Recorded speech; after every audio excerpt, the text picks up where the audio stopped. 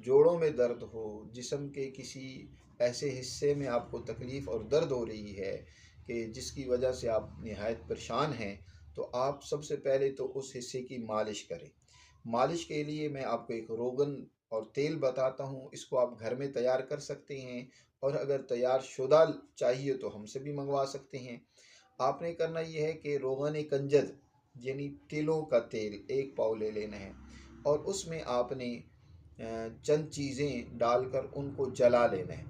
आपने एक तो मीठा तेलिया, ये आपको मिल जाएगा पंसारी से आसानी के साथ, मीठा तेलिया।